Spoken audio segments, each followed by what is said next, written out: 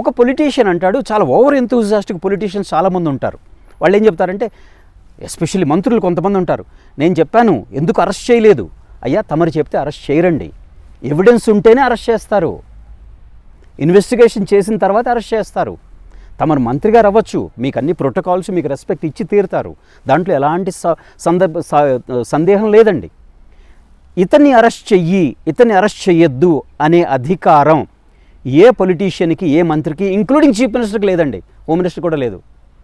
Arrest చెయ్యాలి చేయకూడదు అన్నది 156వ సెక్షన్ ప్రకారంగా 157 సిఆర్పిసి 2 సెక్షన్స్ ఉన్నాయండి.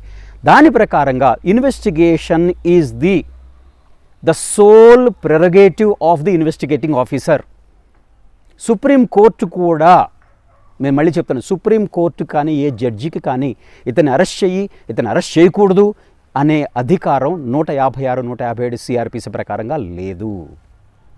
కానీ మీరు చెప్తున్నట్లుగా అసలు జరగట్లేదు కదండి. ఇప్పుడు జనరల్గా పోలీస్ స్టేషన్లో ఎఫ్ఐఆర్ ఎప్పుడు అర్ధరాత్రి బుక్ అవుతుందో తెలియదు, లేదు ఎప్పుడైనా బుక్ అవ్వచ్చు, ఇమ్మీడియట్గా పోలీసులు వస్తారు.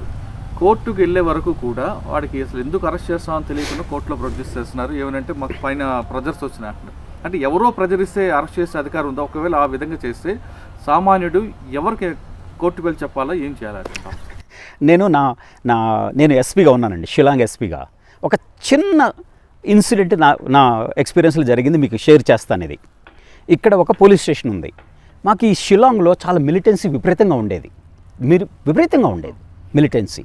ఇప్పుడు చాలా పీస్ఫుల్ అయింది. నేను దగ్గరలో ఉన్నట్టు ఒక పోలీస్ స్టేషన్కి వెళ్ళాను. ఆ పోలీస్ ఇన్స్పెక్టర్తో అడిగాను, ఈ కేసులో ఇన్వెస్టిగేషన్ ఎంతవరకు జరిగింది? చేస్తున్నాం సార్, ఇంకా ఎవిడెన్స్ రాలేదు. నువ్వు ఆ వ్యక్తిని చూసావా, అతని గురించి ఇన్వెస్టిగేట్ చేసావా, అతను వెళ్ళి అరెస్ట్ చేసి తీసుకురా అన్నాను.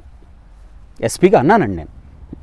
ఆ ఇన్స్పెక్టర్ జనరల్ డైరీలో, మాకు స్టేషన్లో ఉంటుంది ఒక బుక్ అన్నమాట ఉంటుంది, అంటే జీడీ అంటాము. జనరల్ డైరీ అంటే ఏమిటి అంటే, ప్రతి పోలీస్ స్టేషన్లో కూడా ఒక పుస్తకం మెయింటైన్ చేయబడుతుంది.